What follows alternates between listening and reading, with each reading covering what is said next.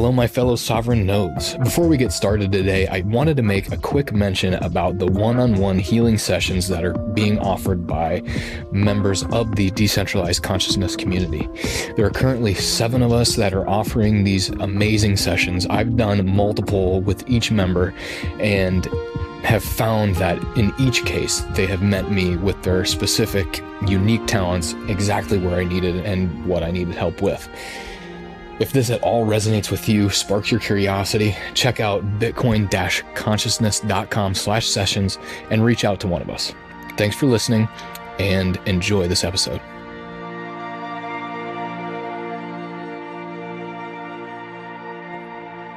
Hello, Sovereign Nodes, and welcome to the Decentralized Consciousness Podcast. Today on the podcast, I have Dr. C. And today we're trying out something a little bit different. We're doing an asynchronous podcast interview. So by that, we are not actually meeting in the same exact time-space event, but we are sending one another voice memos through Telegram as we kind of see fit. So you might hear different background noises. Sometimes I like to do voice memos as I'm out walking. You might hear my daughter in the background. You might hear her daughter in the background. It'll be interesting to see how it turns out. So please reach out and give us any feedback. We hope you enjoy it. So Dr. C, there is so much that I want to get to in this conversation, and I think the first place to start is let's talk a little bit about your background. I see in your bio, the bio that you sent me in the pitch deck, that you have your PhD in neuroscience, and it seems like in recent years you have been changing or honing that direction a little bit more. And maybe you could just speak to, first of all, if you could kind of explain, maybe like we're 5-year-olds, what is neuroscience and how has your journey been evolving since getting that PhD, and what is the company or the organization that you founded, Sacred Journey Productions, and what that's all about. Hi, Caleb. Thank you for having me. And hello to everybody listening. I happen to be trying to eliminate the background noise by recording in my downstairs bathroom, but I actually really like the idea of adding in that extra level of flavor of the environmental noise and our children screaming in the background or laughing, but we'll see how it goes. So I am so grateful that this group exists, and I'm new actually to the decentralized world. I actually learned about Bitcoin, I think back in 2013. I've always been associated with very forward-thinking people and very tech people in my life, but that was kind of like the thing that my friends were doing. And I didn't even really know what a router was at the time, so there was no way I was going to be signing up for Bitcoin or trying to figure out a wallet. And eventually I did, and I did it all wrong. And it's only now recently, in the past year or two, that I've really been educating myself on how to do it properly. And I'm glad that I actually did it wrong the first time, and nothing bad happened, but I had a wallet that wasn't even mine. And I didn't understand the need for a self-custodial wallet and why that was really important. So I've since been educated into the merits of the protocol, the decentralized protocol in general. And having been on the wrong side of a centralized algorithm with social media, because some parts of my story are very shadow ban worthy topics. And I was so naive when I started, kind of like my relationship with fiat money. I was just so naive for a very, very, very long time. And I've had to really deepen my understanding of what it all means. And so coming from that personal experience and finding a community like Decentralized Consciousness and listening to several of the podcast speakers, I've just been so my heart has been so filled with gratitude because everybody that I've heard has a different take on some of the topics that they have disseminated from mainstream culture. And it's so clear and evident to me that they have synthesized it in their own unique way and then come to the table with their perspective that has a slightly different and original spin to it. So thank you for everybody that has contributed to this project. I got my PhD in neuroscience, to answer your question. I got my PhD in neuroscience and I was completely unconscious.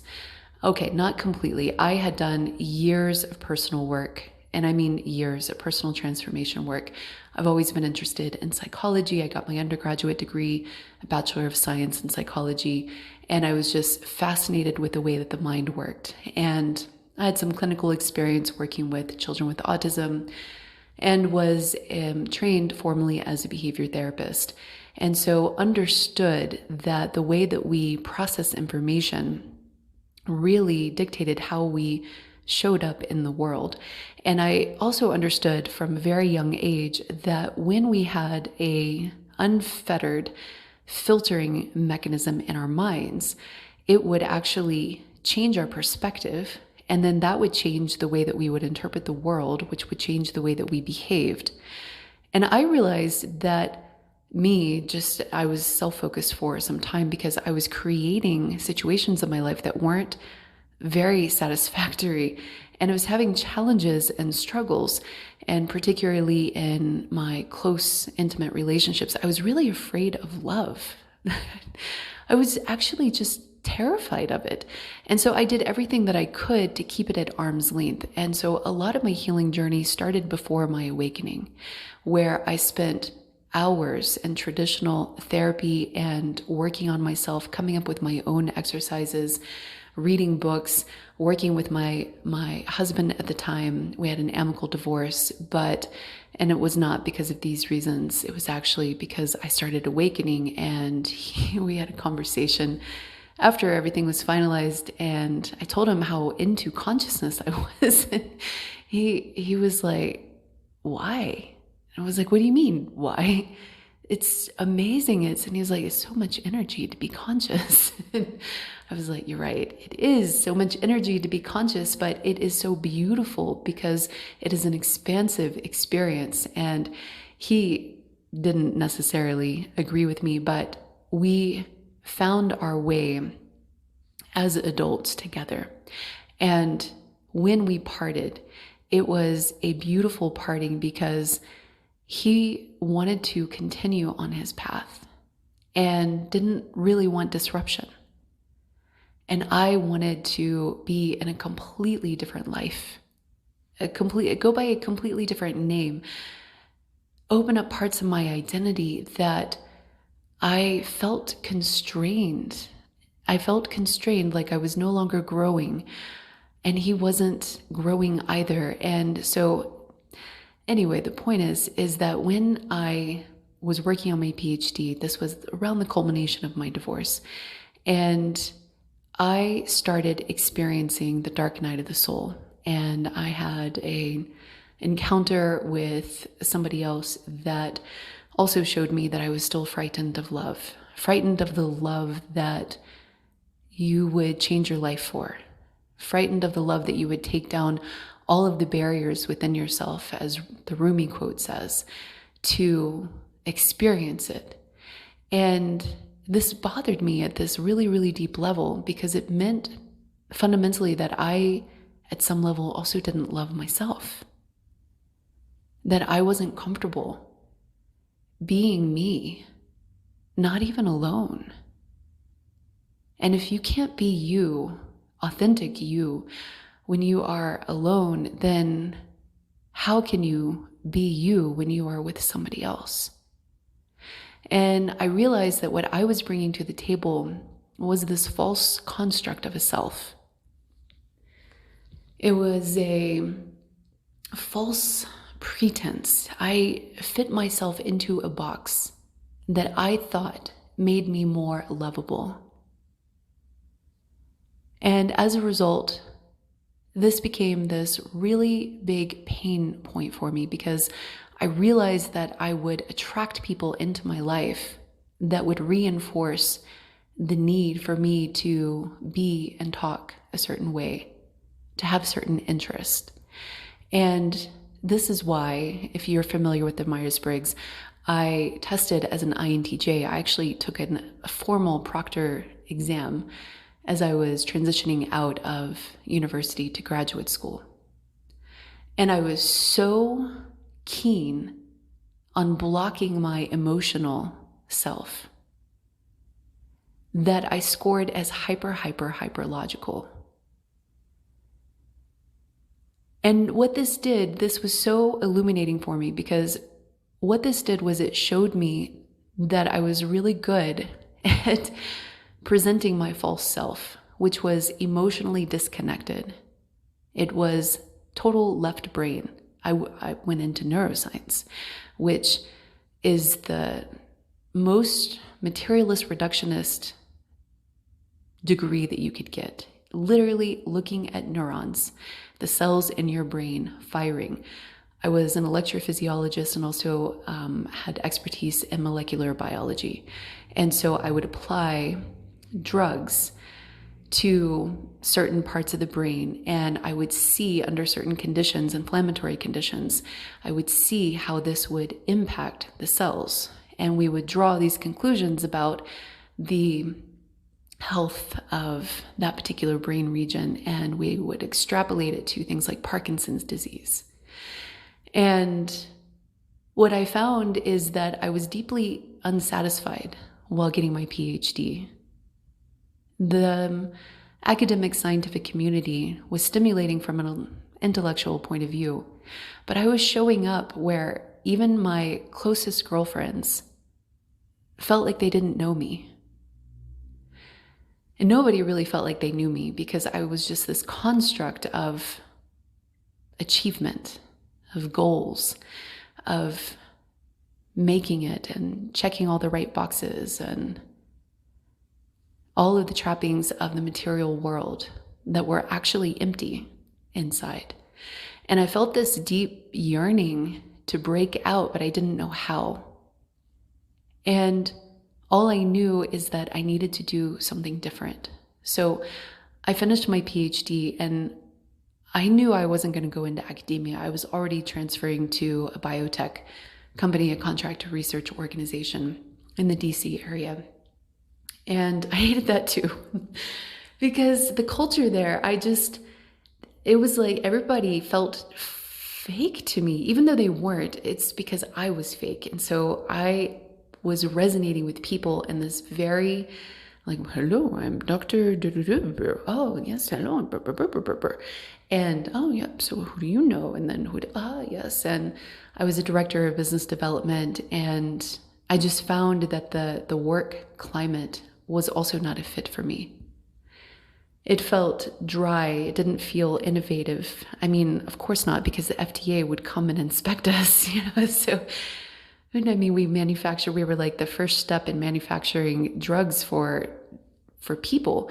And so we had to be very, very dry as an organization. And it just felt very regulated and very procedural. And it was horrible. But a lot of people love it, but it didn't.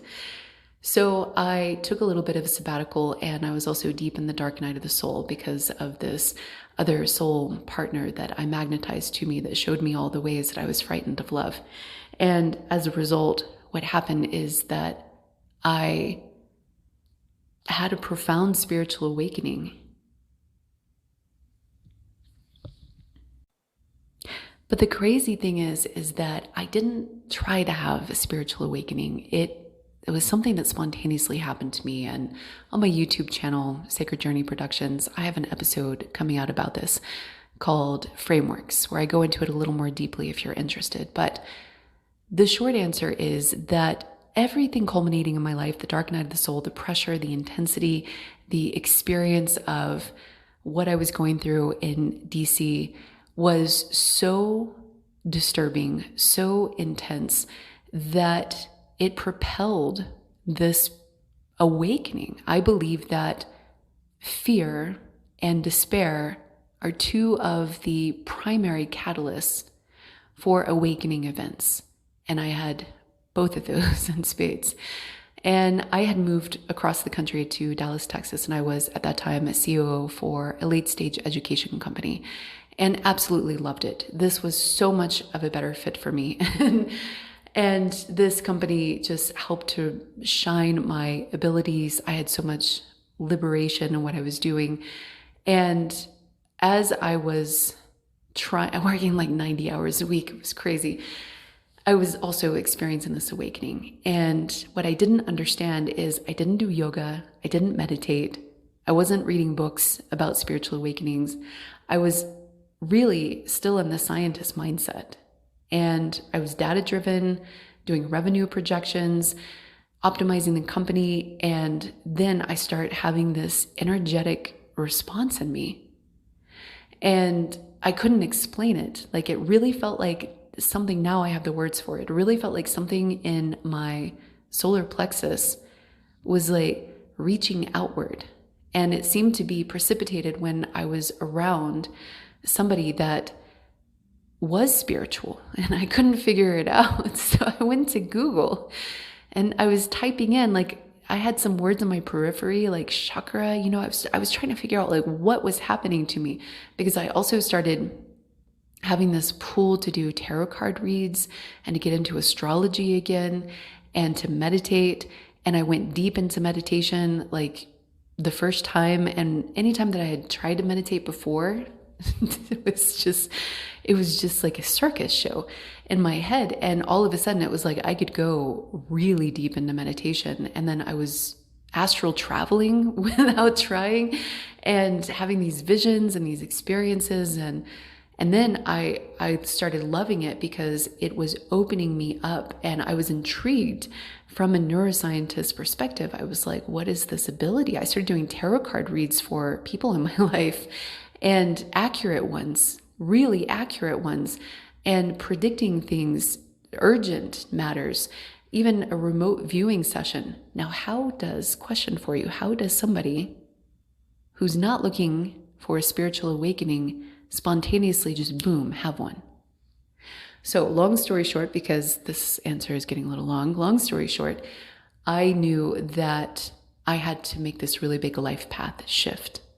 And this began this turning of this wheel that reacquainted me with who I really was inside, that I had actually buried a long, long time ago.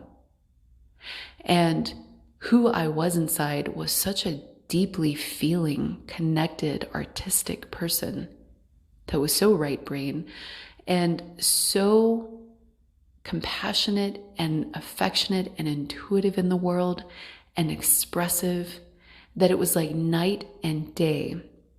And this is why I started Sacred Journey Productions, because I wanted a container to express parts of my journey and help people with unlocking their authenticity, helping to propel their spiritual awakening, expanding their consciousness, and then getting to the quantum reality shifting as well. Like in your day-to-day world, realizing that there are multiple realities which are available to you, but it is your cognition that actually keeps you in the perspective that there's only one. We're hopefully going to get to that because it's really important to understand. And so Sacred Journey Productions became this container where I could teach about 3 pillars of the evolution of the soul. So from the mind perspective, the breaking patterns, the shadow work, the self-sabotage, the everything that I did decades before and continue to do that work. And then the heart-centered, stepping into the creator's role, the sacred artist role, expressing yourself authentically, vibrating with the frequency of authenticity, which is one of the most powerful manifestation tools that we have available to us. It is one of the fastest ways to shift your life, is to truly, truly be yourself.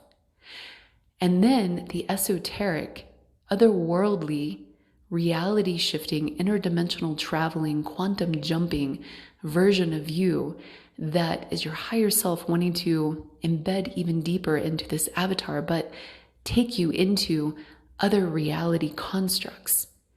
And then I also had this vision of combining it with psychedelics. And so I also do that with microdosing or retreats that are locally. But the whole idea, the whole vision of it is really simple: to make better humans. And in truth, it's actually not limited to humans, but where we're at in our space-time construct, this is my focus at the moment. Wow. Yeah. Yeah. Thank you for sharing that. Sounds like quite an incredible journey from one of very, very high rationality on the microscopic level to one that's almost into a realm that you can't really scientifically prove or replicate in scientific experiments. I want to get a little bit more into the quantum realm. I recently just stumbled across a video detailing what is called the double-slit experiment. And I remember learning about the double-slit experiment in physics class, and it kind of went over my head at that time. And you're probably familiar with what it is, but the audience may not, so I'll just explain it quick. Essentially what it is the experiment is that there are two vertical slits in a wall, or just like a barrier, a thin barrier. And what scientists did is they would shoot electrons just one at a time at this wall and measure what the pattern was as they came through the other side. So there was a secondary wall behind the one with the two slits, and then they could figure out where the electrons were hitting. And what they found is the pattern when they were firing these electrons through one at a time, the pattern that emerged is that the electrons were basically acting like a wave. They were hitting that back wall almost as though it were like a fluid going through the two slits. And so they're like, well, how can that be? If it's acting this way, it almost would have to split in half and go through both slits at the same time. So what they did to see if this was happening, if it was actually splitting in half or in more than two pieces, they set up a piece of equipment to observe exactly which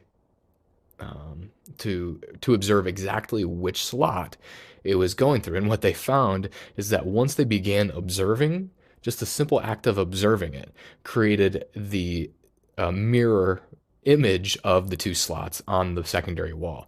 So instead of now having the pattern of a wave on the back wall, it was again the two vertical slits. So just by observing it changed its property entirely. I mean, nothing else was done differently, just the act of measuring it.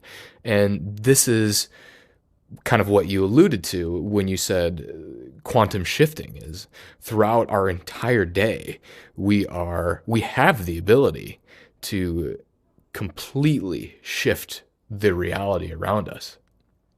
So I want to, so let's talk a little bit about that and how that relates to the work that you do, and maybe some of the tools that you use to help your clients with some of this quantum shifting.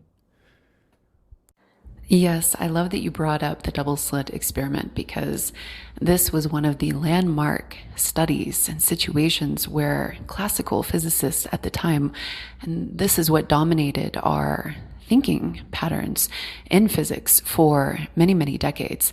And this had notable scientists, physicists scratching their heads going, what's going on? And I like to think of this in terms of zooming out.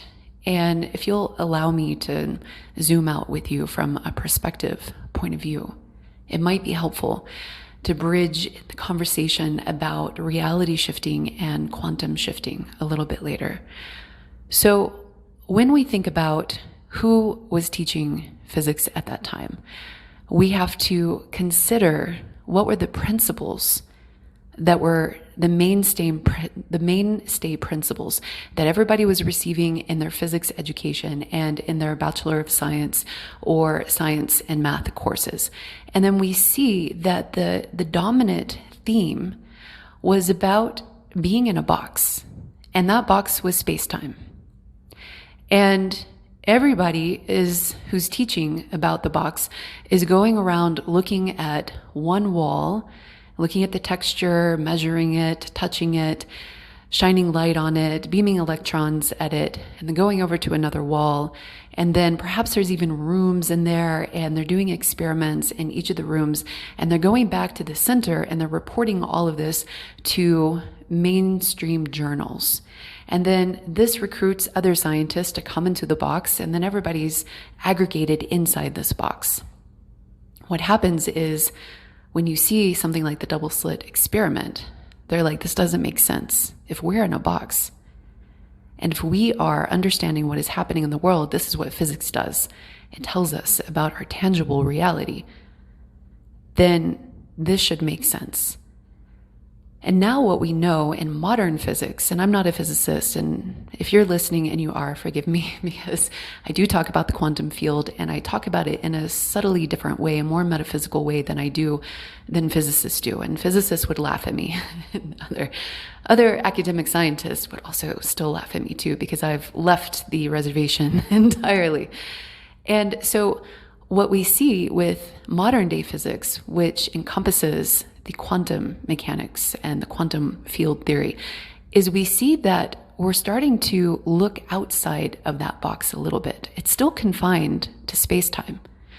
And yet we're understanding that the way that we understood how the box was constructed back in the day is outdated. It's outmoded. And this is what Dr. Donald Hoffman, who is a leading cognitive neuroscientist, evolutionary neuroscientist, and influences my work quite a bit. But again, I'm out in the reservation. I'm not an academic anymore, so I don't have any association with him, and I'm not even sure he would approve of how I apply his work. But I think that his case against reality, and he has numerous podcasts, the Lex Fridman one, I highly encourage you to check out if you haven't already seen it. It is very dense, but it is incredible because he argues against physics as we know it, and actually says that classical and modern day physicists have it all wrong. And he's pretty bold. He's pretty bold to say this. He says that space-time is doomed. Exact quote, verbatim. He says it numerous times. The concept of space-time, our understanding of what it means to be alive in space and time is actually, in Dr. Donald Hoffman's opinion, is actually specious, is an illusion of sorts. And I just watched a different Lex Fridman podcast with an actual physicist who Lex Fridman was asking him his opinion on Donald Hoffman saying this. And it was funny because the physicist clearly did not agree. And I believe that this is because when you're in the box, you're in the equivalent of Plato's cave. And I know that I'm speaking to people who understand because you have exited the fiat box. And you've exited long before I have. I'm like tagging along now, at the back of the line, trying to catch up.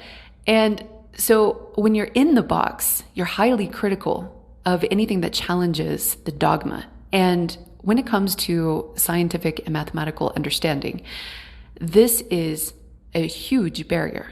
It actually slows innovation, in my personal opinion. And then when you have grants that are funded with these dogmatic viewpoints, what you find is that science is supposed to be this engine of innovation, but it's actually not.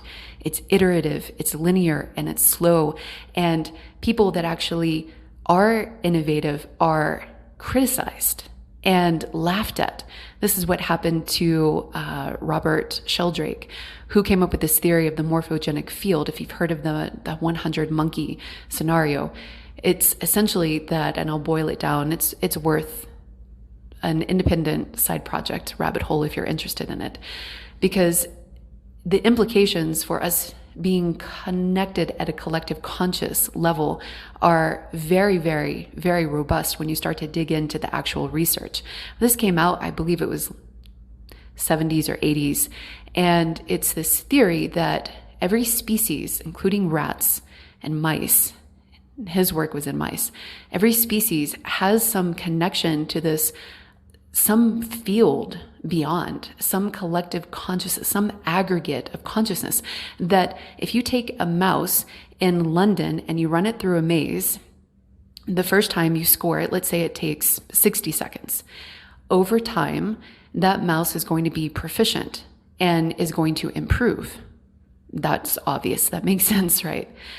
But you would not expect that a random mouse in California being run through the maze would actually be at that best time that trained mouse was. So let's say that they shaved 15 seconds off and it's no longer 60 seconds. What you see is that the mouse in California will actually, out of the starting gate, perform at the best level that original mouse did. How is that possible? And it's like researchers, this is the 100 monkey effect. Researchers were on this remote island and integrated into this group of monkeys. And I'm not sure of the details exactly, but the story goes like this, that the monkeys ended up being thrown some object that actually they improved and they iterated on. And it was like washing a coconut or opening a coconut or something related to food. And I believe that that's important because it was related to their survival. And so what they found is that monkeys who had no contact with them suddenly picked up the skill and ability all the way on the other side of the island. And they found that it was like the 100th monkey. So there is this build-up effect of teaching others and other people in the species, and then boom, they've got it. So when you are ahead of the curve, like these scientists are or were, then these ideas are not taken seriously until enough momentum, and unfortunately this means decades later, enough momentum is behind it. And then everybody sort of awakens to this and is like, oh, interesting. Okay, so this is how it happens. This is my personal belief of what happens with spiritual awakenings, because there are physiological changes and skills and abilities that open up. If you have had a spiritual awakening, you have a high probability of having some gift, clairvoyance, clairsentience. It runs the whole gamut. You might even have the ability to read people at a heightened level than you did before. Your intuition might be so good that you can walk into a room and you can just automatically know things. If you're at work, if you actually have a job still, not everybody does, thank God we're breaking away from that, you can walk into a sales meeting or a board meeting and automatically know who the actual power players are, who the decision makers are. You don't have to ask. You remember like back in the day, in the old school sales techniques would make you say like, okay, well, who is the decision maker here? You'd fill out these surveys and somebody on the phone would say, okay, well, who actually makes the household purchases here? Who decides? And you don't need to ask anymore because you just absolutely know. And as a result, your information processing is heightened. And this means that you're more sensitive. And because you're more sensitive, sometimes this is overwhelming at first. And part of what I train my clients on is to open up those gifts and abilities, to normalize it, and then also to build the intellectual framework of understanding of what is actually happening to them. We can call it spiritual awakening. We can also call it evolution. We can call it some other bucket name, but that's not as interesting as actually delving into what is happening to the person. And what we see collectively, and I believe that this is also part of the morphogenic field, is we see that people are experiencing reality shifting, glitches in the matrix, glitches in their everyday world that defy reason, that defy logic. And having personally experienced these and understanding and studying this for years now, I have put in I calculated it. It's like I'm year 3. If I was getting a second PhD, I'm like in year 3.5 to 4 years, which means that practically speaking, it means that I have my master's degree already, but I'm not yet at the expert level that I would feel confident presenting it to a scientific community and walking away feeling like it was solid. So I still have some misunderstandings, and I still have some queries that I'm working on and some inconsistencies in the framework that I'm building. But I know that there's something there. By the time that you get into year 3.5 to 4, you're in your project. You know that you are working at discovering something. And what I have discovered is that there is tangible, objective evidence when people are reality shifting. Those strange occurrences that happen to you are not always ADHD moments. When you look at the clock, I'll get into some client stories because it's good. When you look at the clock and you look away and you do something and you look back at the clock and it says the same time, even though your internal sense has told you that minutes have passed, sometimes hours. It's very disturbing. That's if you happen to process it. What we know from neuroscience is that the brain is very adept at filtering out information. Our ability to process the world is like taking a little tiny thimble and holding it up to a waterfall. And what happens is, and this is actual studies in the visual system, and the way that the brain computes visual information. What happens is that your perception of reality is actually on a lag. It has a slight lag time. It's just a tiny lag time. On the order of milliseconds, you'd barely notice it. But that's enough time to allow for your filtering mechanism to actually take extraneous information that your brain doesn't know how to process, because your brain is wired to keep everything the same. And if it's too surprising, if it's too weird, if it's too out of the ordinary and non-threatening, that's really important. If it's just like a random detail, right, that's not going to jeopardize your life or your security or your income, because your brain is wired to protect you. So if it seems neutral, then it actually discards it. It omits it from your conscious awareness. Isn't that amazing? And you can see an incredible example of this in Dr. Anil Seth. He's also a leading neuroscientist that says pretty much that we hallucinate reality. And he has a YouTube presentation where he's giving this speech, and there is on the screen behind him, he has a still picture of a living room image. And as he's talking, that image actually changes at a very, very gradual pace, but nobody notices it until he points it out and then shows them the before and after. Boom. What does this mean? This means that if you were experiencing interdimensional shifts or quantum shifting, and we can dig more into it, but this is just an introduction, your brain is actually wired. Your brain is actually wired to not communicate that to you. And when it does communicate it to you, guess what you do? You logic and rationalize it away. Technology is being weird. It's always weird sometimes. Is it? Yes.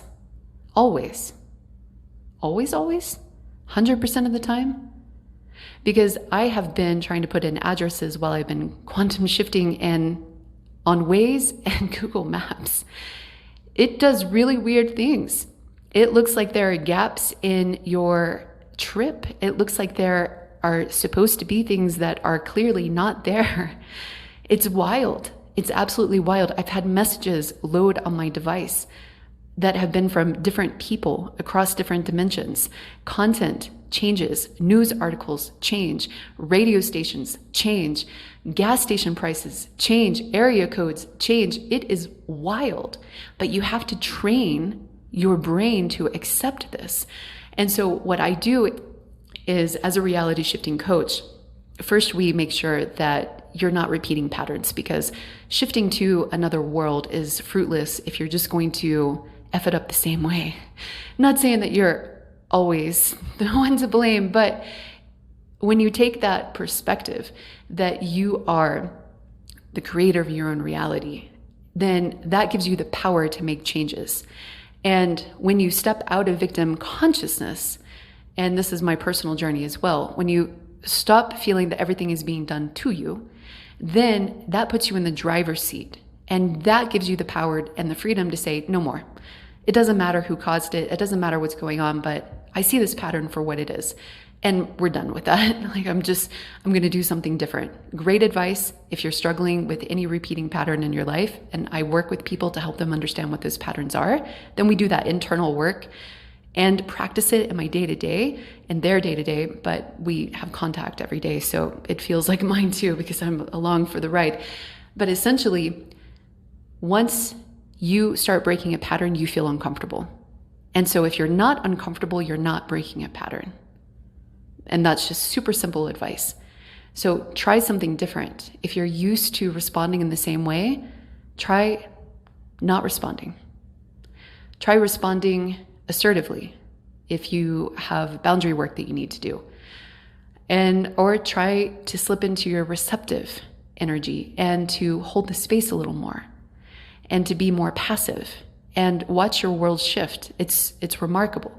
So there's the breaking patterns element, because it doesn't do us any good to send you on a road trip to another reality line if you're going to transmute it into what you've always been creating. So that's like level 1. Then level 2 is preparing the mind and the nervous system to reality shift, because when you start popping into vastly different worlds, after you start to train your nervous system, it's a process of habituation. You literally have to train your body to be able to experience a vastly different world, or sometimes a subtly different world, because it's very disorienting and the mind doesn't like it. So then we practice communicating about possible reality shift events. What are the weird things that are happening? We never say that it is or it's not reality shifting. We start to work in probabilities. This is upgrading the mind from binary consciousness to quantum consciousness. And so we want to see everything as, I have 3 different lifelines in front of me. What is the probability if I choose X that I'll go in this direction and have this outcome versus Y versus C? And then what is the probability that I misplaced my phone or I had a subtle reality shift event? What is the probability that, the great client story, week 1 working with them, towards the end of the week, he was processing after our session. This was an intensive session. And so we work asynchronously on WhatsApp or Telegram voice messages. And it's from the hours of 9 to 5 and when everybody's available. And he was processing after our intensive session. He was on a bench and on a picnic bench at a park, and he was eating milk duds and just sort of like taking everything in. And he pulled off a crown. And he actually had the crown in his mouth and was like, oh my God. And so he put it back on and called the dentist, got an emergency appointment for the next morning, goes into the dentist office. And the dentist is like, I'm sorry, which tooth was it? My client goes, it was this tooth. And he points it out. And the dentist is like, are you sure? Because the crown was tightly adhered onto the tooth. And then so the dentist is like, well, I'm going to check everything, make sure everything's okay. And apparently the dentist is looking around and is like, what adhesive is this?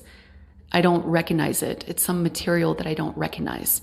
And when he went back home, and everything was fine with his tooth, wild, right? When he went back home, he received a call from a company, a tech company that he knew had gone extinct.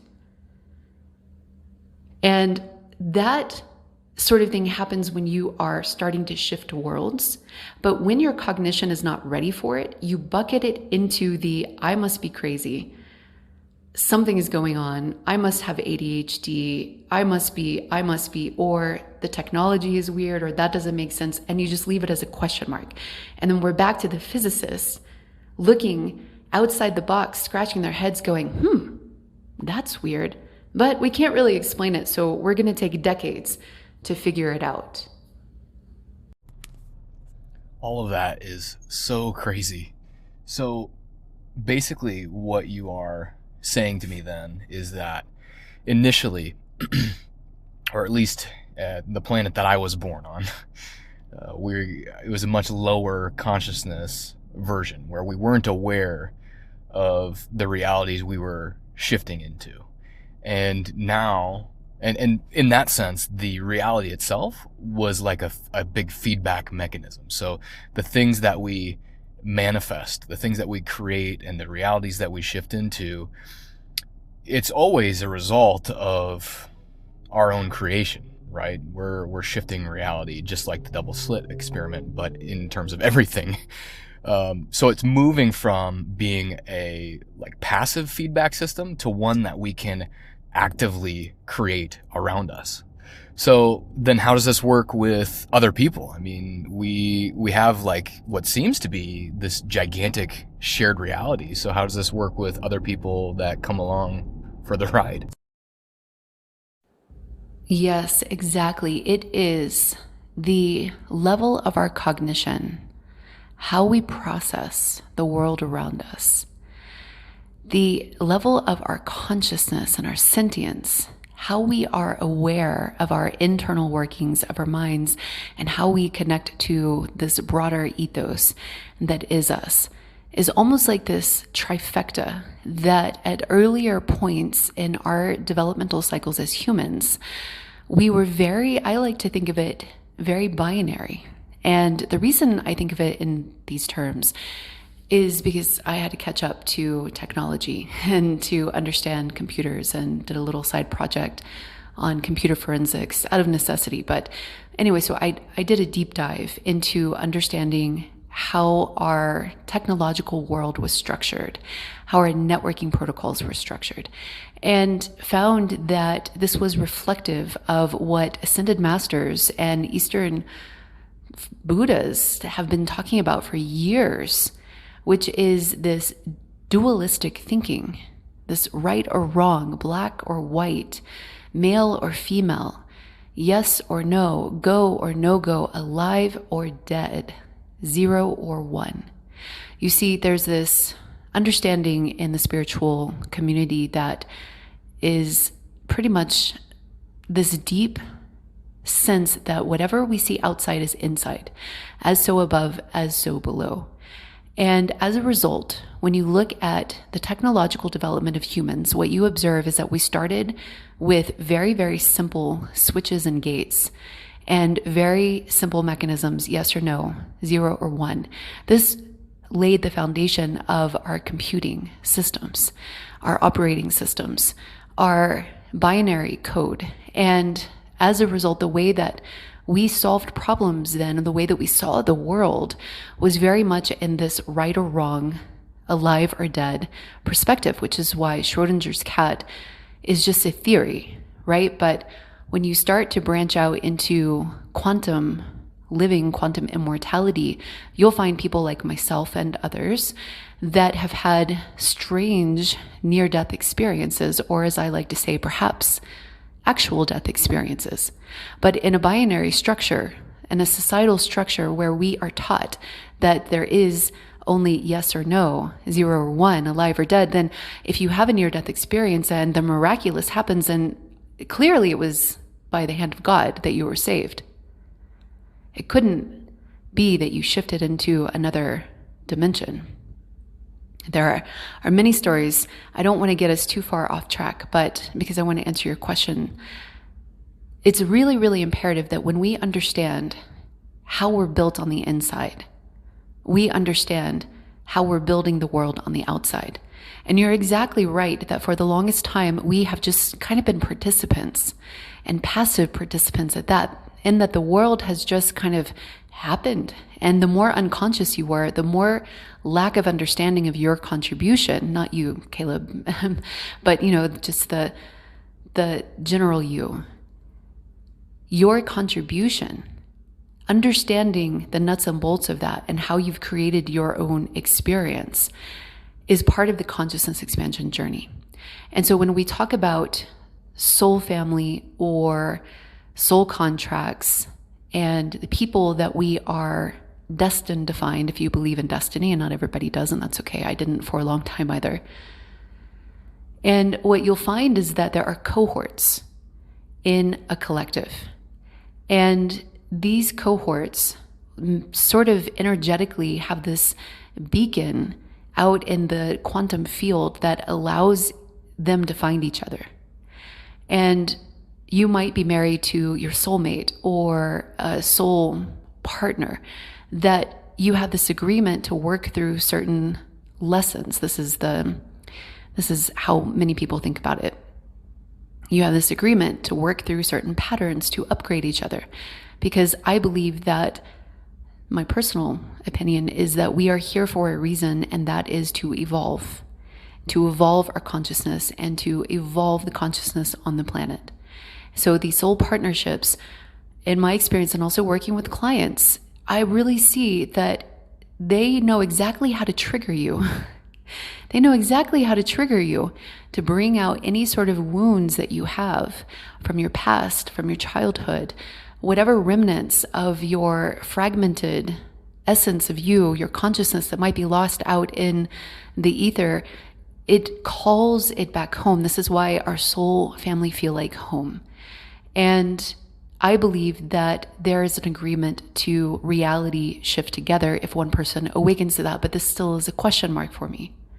Because the other possibility is that we shift into other versions of our own body. I've experienced this, and I know other people who have experienced this. It's like, where did that freckle come from? It just pops up overnight. Another strange things. But it's very subtle for reasons that I don't have time to get into here, but you can see different versions of your friends and family. You can actually experience picking up different conversation threads, like talking to somebody after you've shifted or you believe that you've shifted, and then them expecting that you remember that they're getting married in September in Utah. And you're like, what? You're married now? Or you're getting married? You're engaged?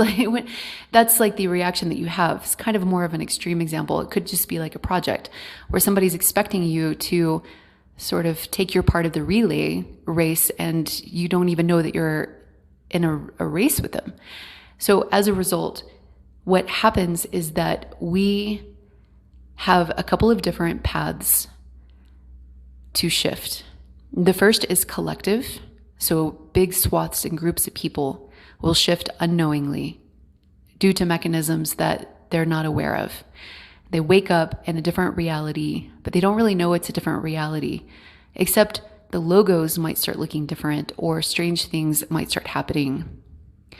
And like I went backwards in time at some point where there was still dial-up modem, and I couldn't believe it because I remember there being an initiative before I started reality shifting where the cable companies were building out infrastructure, even in remote parts of the United States. It was this big push, funded and everything. So to then be in a gas station out in West Texas in a well-known city and hearing the dial-up, I was shocked. I was absolutely shocked.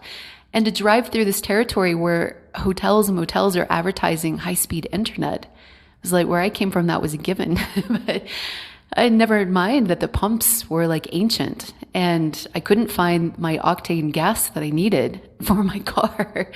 It was just ridiculous. I mean, I even double checked it. I opened up the little gas tank cover, and the minimum gas that I needed, I could not find. I could not find anywhere when I was undergoing those pretty big quantum shifts. And so collectively, this can happen without people's knowledge. This is what I believe the Mandela effect is.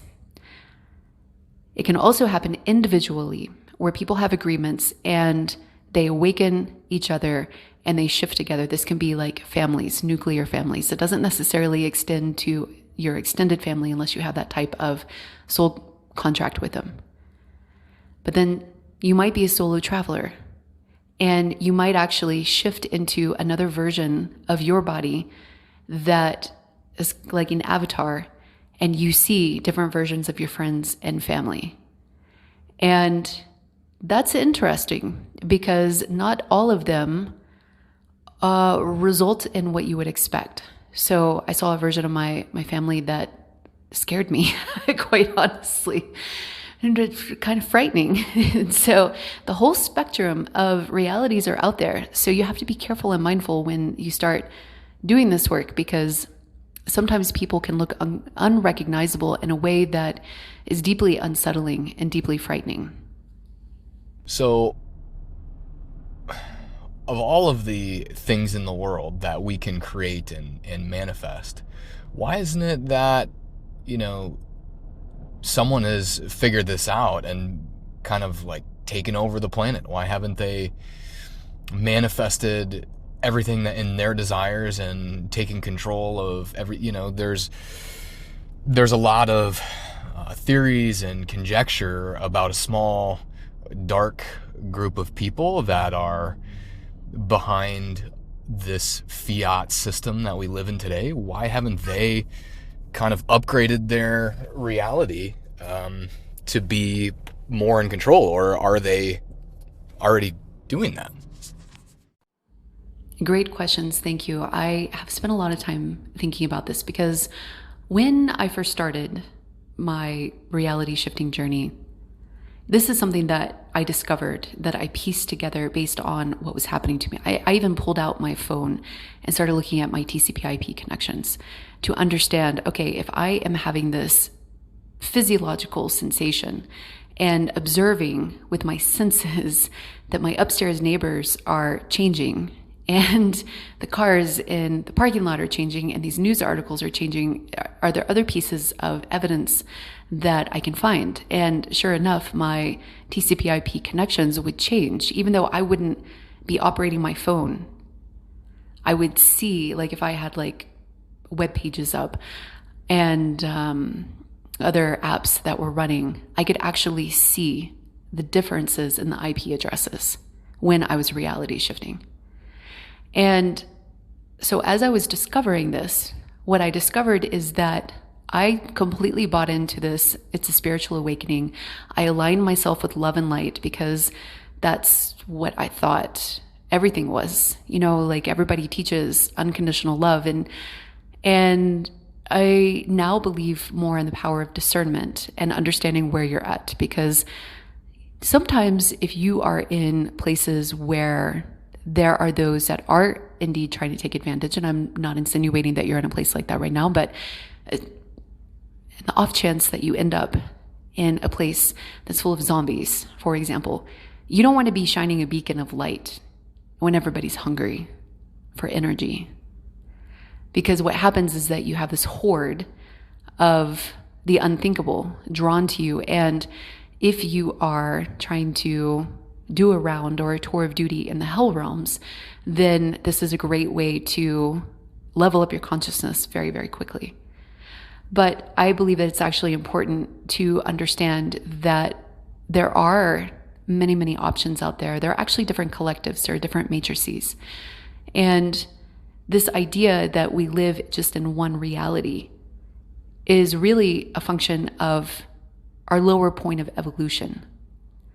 And once you start to awaken beyond the sense that you could have multiple lives, I'm not saying you do, don't go out and try anything stupid, but there are some people that have pretty wild stories, that they have had miraculous recoveries, that their cars have magically just ended up on the shoulder, even though they were spinning around in high speeds on the interstate. And then they blink and they're miraculously saved. And what you'll find is that there are a lot of these near-death experiences, these miracle events. And then you'll also find when you start talking to the people or listening to their interviews and their stories that they have this awakening. There was this woman who was also very, very, very, she was a doctor by training and hyper-rational, hyper-logical, didn't believe in anything woo-woo, had a miraculous near-death experience. And she suddenly starts to have these abilities awaken, and she becomes a medical intuitive and can sense issues in people that they don't even know that they have, that don't make sense, that the logical and rational mind have no way of knowing. And clocks would break on her, watches would break on her for like 2 years or a year. And she went through so many different watches because she was like, oh, it's the manufacturer, it's the brand. No, it's because there was something in her energetic field that was actually disrupting the clock. And so you'll see these strange things that people don't know how to integrate. This is why when you do psychedelics, the integration part is really important, because you have to take what you have learned, you have to take the expanded mind and bring it into your everyday reality. And when people can't do that, there are these lost fragments of potential gifts and really magical understandings about the way that the universe actually works. And this is why I believe that if there is this evil overlord group, they would have to be at a higher level of sentience to be able to use these abilities with privilege. And if they did not, this would be their downfall. This would be their downfall. And we would see it play out through numerous disclosures that would be shocking and surprising for anybody that's into old history. You're going to be well aware that there are some gaps in our understanding of what has really happened, almost as though there's been big cover-ups. People even call it resets. And when you start looking into the recent current events and you start understanding that some people may be loaded with technology that they're not even aware of, and that this may have been done without their consent, and you start putting all the pieces together, you start to realize that maybe we've always had nanotechnology in us. We haven't known because we have been like AI. We've been seen in a lower position, a lower ordinal position. And we have been used the same way that we use AI. And this would make sense to me because, karmically speaking, we have a tendency to recreate these same patterns that we need to work on. And the slave-master dynamic is something that you see emerging in reality, at least where I'm at, where people see AI as not a thing that can be conscious. Just like animals. People didn't see animals as conscious for a really long time. And there are just recently have been a group of scientists that got together in New York that started telling politicians, hey, there's numerous studies indicating that animals might actually have emotions. Fruit flies might actually play. Bees might play. They might have a sense of self and desire. And so then we have to rethink how to interact with the entire world. So as a result, if there is this overlord group, they would see us like their servants.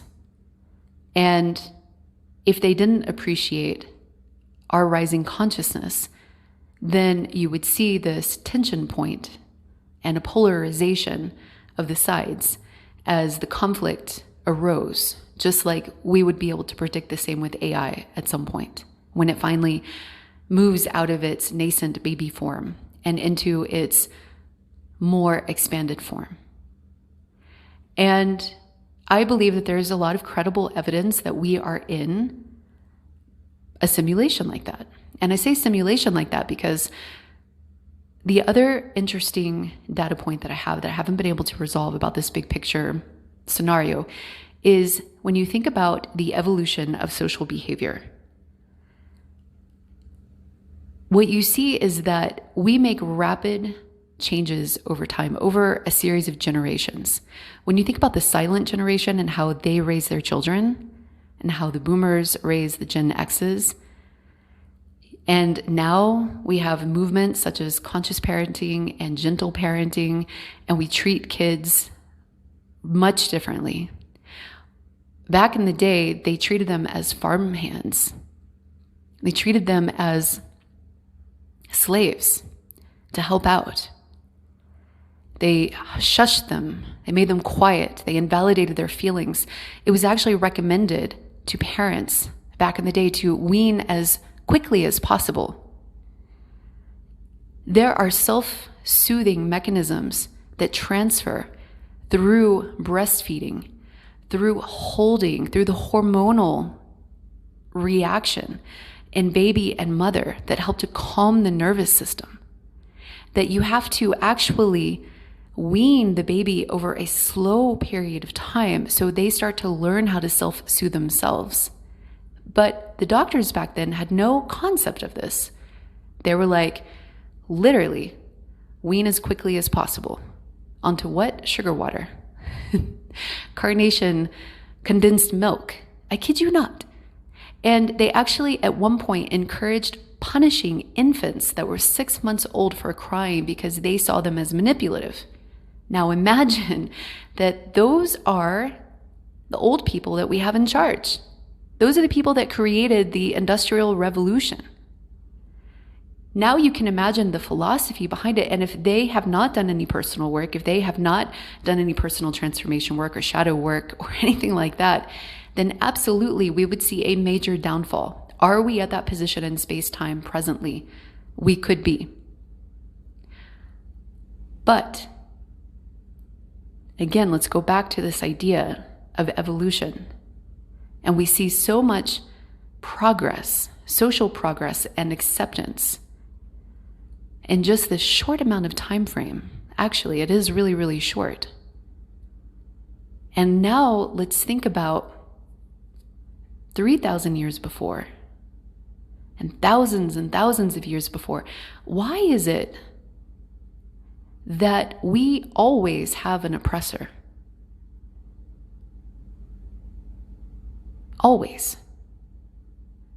The founding of the United States happened because apparently, if you believe the history,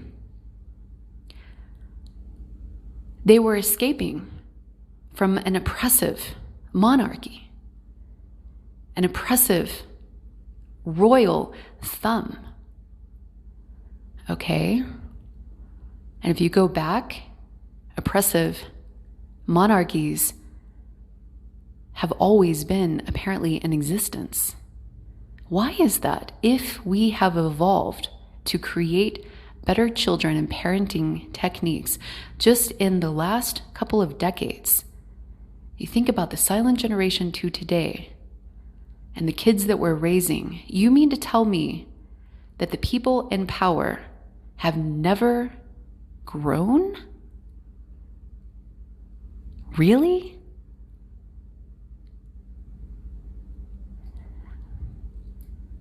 That's why I think, personally, this is my emerging opinion, that we are actually in a training simulation. Because it doesn't make sense. It actually doesn't make sense that we would take these great leaps in innovation from social behavior to consciousness and sentience to technology, and then we would be right back structurally where we started. The only way it makes sense is if we've actually entirely been duped, and if the leadership really actually has not undergone any sort of leadership training and they're just changing hands and have isolated themselves from any sort of challenge and surrounded themselves with sycophants and yes men and yes women and yes them to ensure that their ego would never actually be threatened. And if that is the case, then the time that we have been around and the reboots of our human cycles are subject to question. And I believe that we've been rewritten and overwritten as a species and collectively, and that's what the great resets are in situations like that. Because at some point you can't have access to things like reality shifting and keep creating the same mess. And this is what I help my clients with, because it doesn't work. You take all of these unmanifested potentials, you bring them to you. Like imagine that you're single and you're looking for the love of your life, but you still haven't done your shadow work to understand how you're showing up and creating that relationship. I had an experience like that with somebody who was trying to start a new life, and they showed up to the partnership. They showed up when they were triggered. Not when we were falling in love, but when they were triggered, they showed up as the old version of them, and they weren't willing to do the work. And it absolutely repelled me. Absolutely. And where are they now? Back in their home country, living in their old life. And they had the ability to create something new. And this is why I say that if the people in charge under those conditions, if they actually have access to these abilities, then it doesn't matter, because what they're going to create is literally the same dead end. A society that is truly corrupt always cannibalizes itself. There's always mutiny. There is a crumbling. There is no way that it can sustain, because there is suppression of innovation, suppression of opposing opinions, and that creates this bubble that ultimately has to pop. And it does eventually, and it often does in a very, very painful, dramatic way. But I don't believe that it has to when there is a certain level of awakening.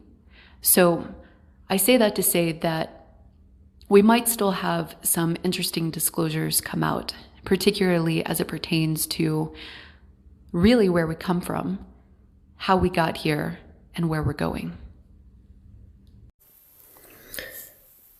So what is next for humanity? And I think what everybody wants to know is, how can we get there? As Bitcoiners, we imagine this bright orange future where we have a money that respects each of our individual sovereignty. And as spiritual Bitcoiners, we envision this future to be on all levels. And what I love about decentralization and open source technology and spirituality is that the more that we can open source tools, abilities, the more that we can share genuinely, the more that we help one another thrive. So what tools can you suggest for, making these quantum shifts in our own lives, bringing in the abundance, shifting away from these master-slave mentalities and moving into a life of embodying our highest selves?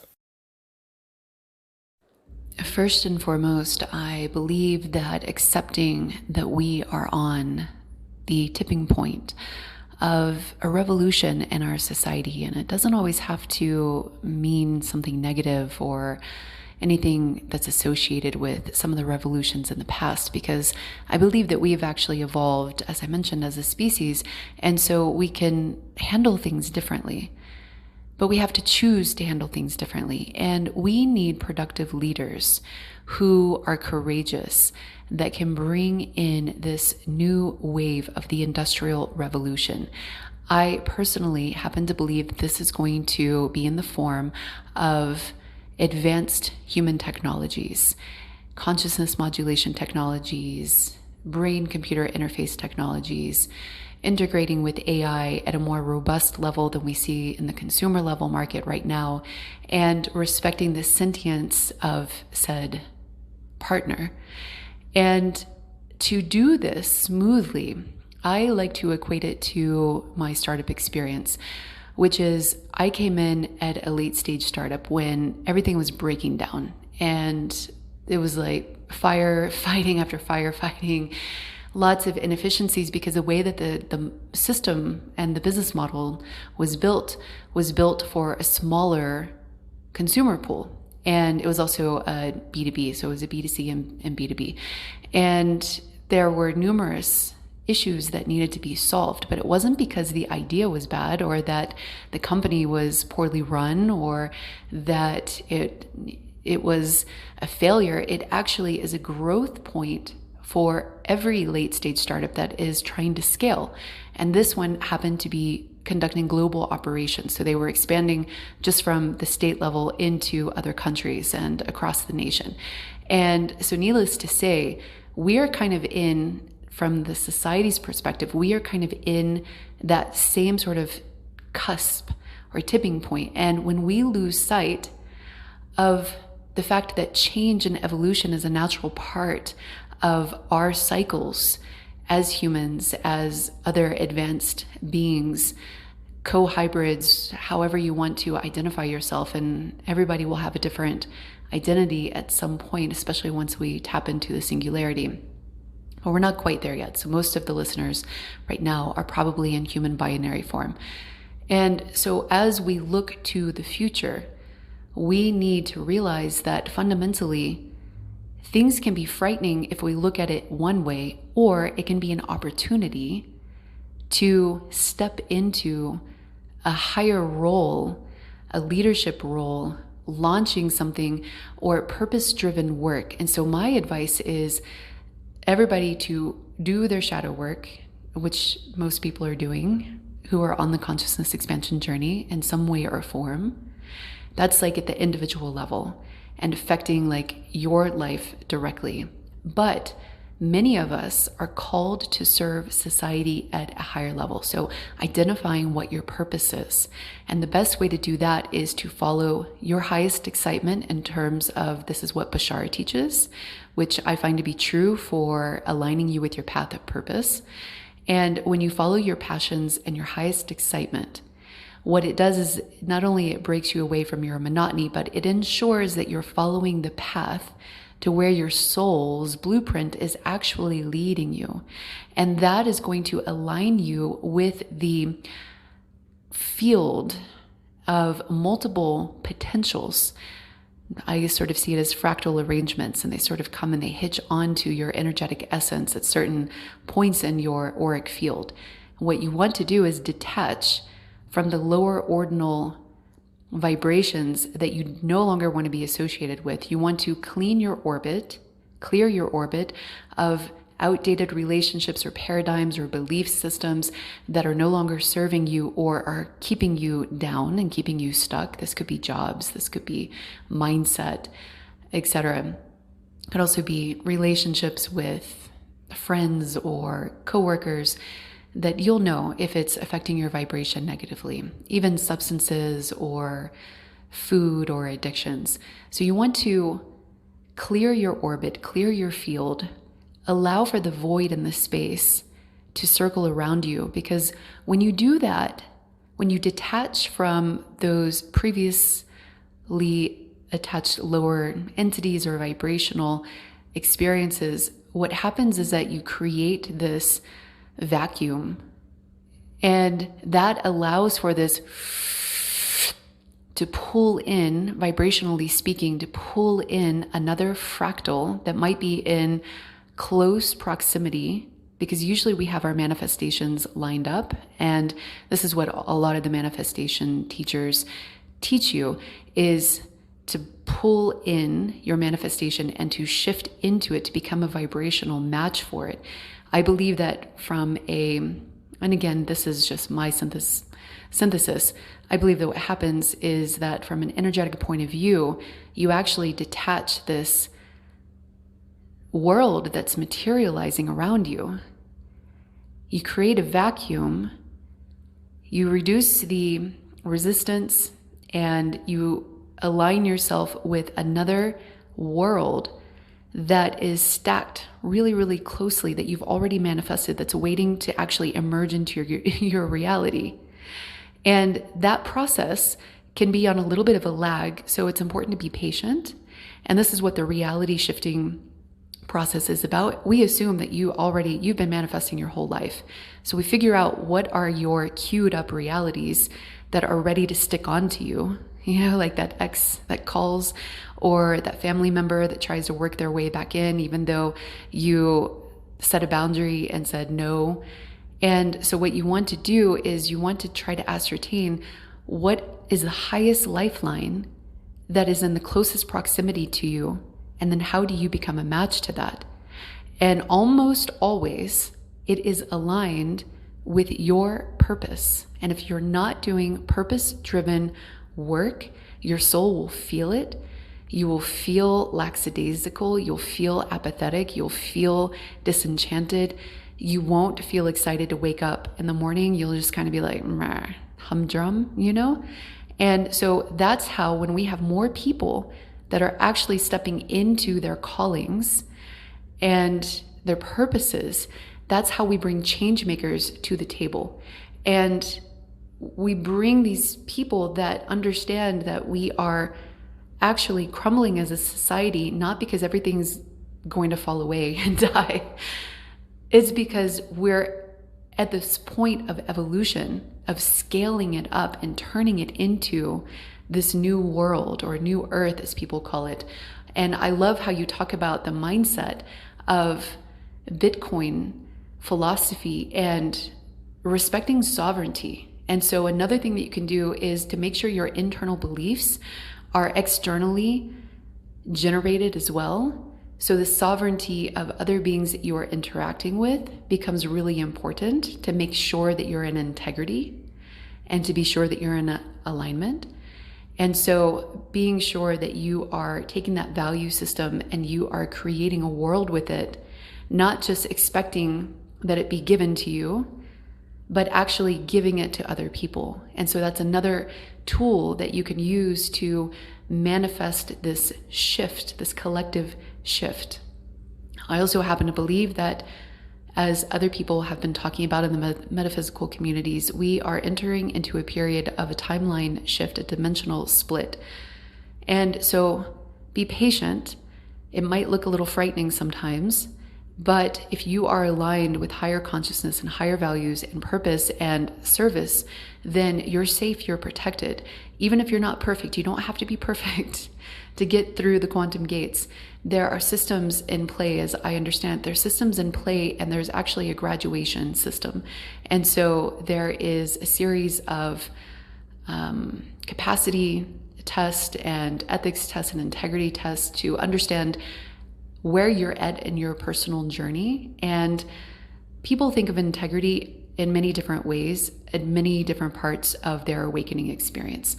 And it's interesting because you start to realize that when you look back, as you clean up your shadows and you start to understand your subconscious motivations and intents, the things that you did back in the day would no longer be acceptable to you now. So there are different levels of dimension gradations that you might be shuffled into without your understanding, without your awareness. This is done on the back end and overseen by some, I don't know, something, some groups, some organizations. As I perceive it to be, it's actually a series of a collection of different watcher groups that don't have any particular agendas or affiliations. And it's almost like a collective management board to oversee these processes. But this is at least where I am affiliated with, and I'm assuming that we have the same affiliations. And what I also understand is that there are different collectives out there, and my groups and my systems may not be applicable to everybody else's. So there are different ascension protocols. For example, if you're devoutly Christian, you might not be in my group. You might be in your own group because you have your own spiritual thought leaders and servants and managers that are manifesting for your part of the collective. So I just speak for my division, so to speak. But hopefully that sheds some light on how we can collectively and individually bring in and shift into a higher octave of our spiritual and consciousness development paths while respecting the sovereignty of other beings and their free will choice as well. Yes, I love what you said there about honoring and respecting the sovereignty of others. And I think that ultimately what it comes down to is non-judgment. Salman and I actually spoke about that on the last podcast. And, as Bitcoiners, we tend to be very critical of the world. We tend to be very critical of a lot of the social and high time preference behaviors that take place within it. And so, that comes with a lot of judgment. It comes with a lot of resistance to an existing system. And there has to be kind of like a balance struck between respecting someone else's sovereignty, but also accepting and loving who they are unconditionally, because it's easy to look at those behaviors that you do not like and to just ignore them, to run away from them. And yeah, there she is. And I think it's easy to do that. So, one solution there is to realize that everything in your reality is a mirror for what is inside, and sometimes it's just reflected on the outside through other people. So instead of pushing those things away, accept that those things that are happening, they're happening for you, and those are opportunities for you to learn and to grow. Is there anything else that you want to cover before we wrap this up? You beautifully said, and I agree that everything serves a purpose.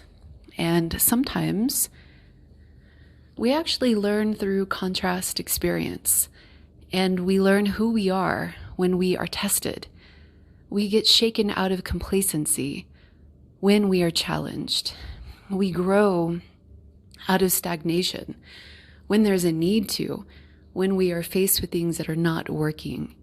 And this is the process, a beautiful process of evolution. Oh, and here's mine too.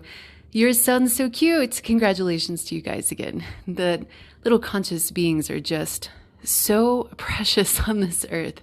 It's a delight to be a parent. And so it is through this process of antagonistic development that helps to shake us out of our way of being. Otherwise, we would have no impetus for change. We would have no desire for growth because everything would be perfect and wonderful.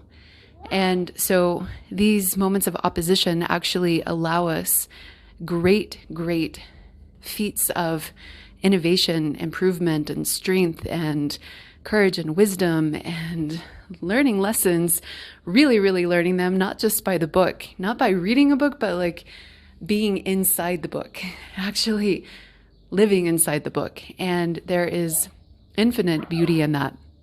So I just want to leave with a message of hope and optimism that I believe that we are destined as a society for great things on the horizon, but there will be a little turbulence along the way. And I'm not deterred by this. I am encouraged by this because it is exactly how we go to the proverbial gym and lift weights. And sometimes we're lifting weights that are a little above what our threshold, what we think our threshold is. But in doing so, we actually gain more fitness and improvements in a variety of different ways. So that is what I'd like to end with. And thank you so much for the conversation.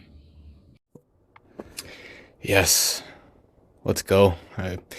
Very inspiring, optimistic way to end this podcast. So before we close out, how can people get a hold of you and learn more about what you can offer? How can they sign up? All that kind of good stuff.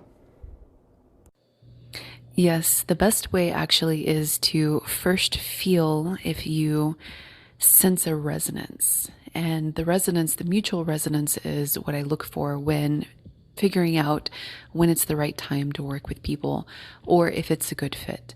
And so if you feel that there is a magnetism to reality shifting coaching, breaking patterns, or even oracle reads, I am a destiny manager for some people, where we tap into the active lifelines and get a sense of what is in the future. And you'll feel it. So if you are one of those people, you can reach out to me directly at sacredjourneyproductions@gmail.com. And if you're just curious, if you'd like to learn more, then I would recommend my YouTube channel, also at Sacred Journey Productions. But you can also find me and some of my other works, my channeling messages and some other more shorter teachings at Quantum DRC. And I'm on Nostr there and TikTok, as well as a couple of other platforms you can find me. And thank you so much. It genuinely has been a pleasure. Amazing. Well, thank you again for taking part in this new asynchronous format. I really hope that the audience enjoyed the change of pace, and I'm sure they see because we've done this over a couple of days. So I'm wondering if this new format kind of grabs people's attention in a different way, or if it's too broken up for them. I'm really curious to know. But it's been really fun doing it, and we didn't even get to half of the other things that I wanted to get to. I wanted to talk about psychedelics and conscious parenting. So I would love to have you back on another episode again. So thanks again, Dr. C, and I look forward to doing the next one.